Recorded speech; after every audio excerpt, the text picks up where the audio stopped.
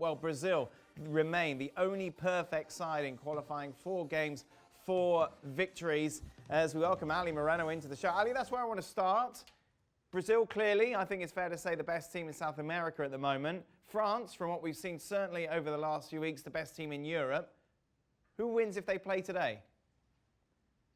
If they play today, France, given the fact that Neymar is not available for say selection. Neymar's available. Say everyone's available.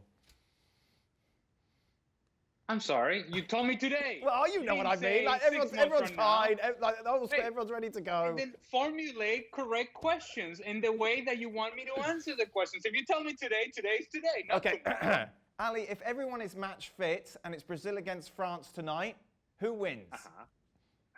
France.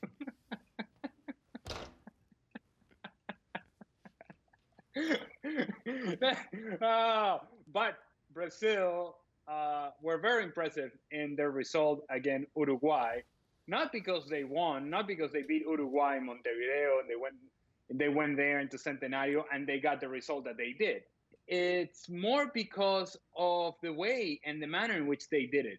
They went into Montevideo and they did to Uruguay what Uruguay usually does to other teams.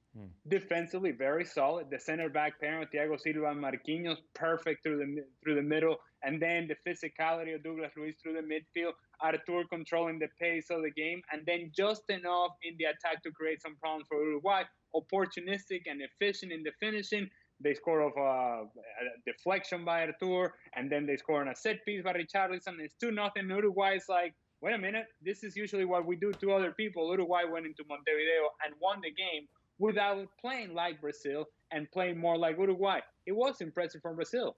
Why is France better, though?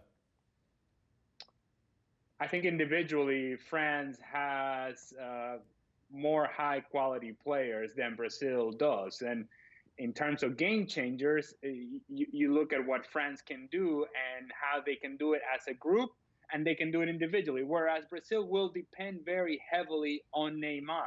What we saw from Brazil against Venezuela, for example, is that no Neymar meant that there wasn't a lot of creativity. They were able to defend against Uruguay the way that they did because Uruguay sort of had the responsibility to attack them.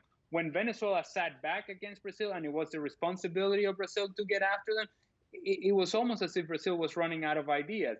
They are very dependent on Neymar, and it really all centers around him, whereas France, I think, can hurt you from many different other places. Meanwhile, Argentina second in the group, ticking over quite nicely, Ali.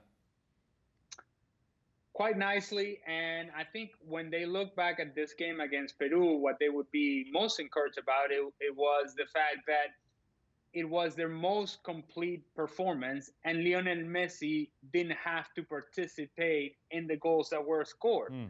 When you consider the build-up of the first goal down the left-hand side, Tagliafico to Lo Celso to then Nicolas, to who then is able to finish. And I just think that when you think of Argentina, you think, okay, Lionel Messi has to be involved. Well, not necessarily if they play like this. The second goal is a ball that Messi plays through Leandro Paredes. He gets his head up in an advanced position and finds Lautaro Martinez.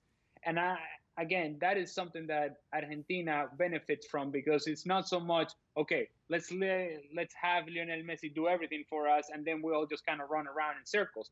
In this case, it was Messi was playing off the ball, was providing some service, always being an option. But then there were other players that were able to then take the responsibility on. And I thought actually Lo Celso seems to be one of the few guys that is able to play alongside Messi and know what his role is and accept that role very well.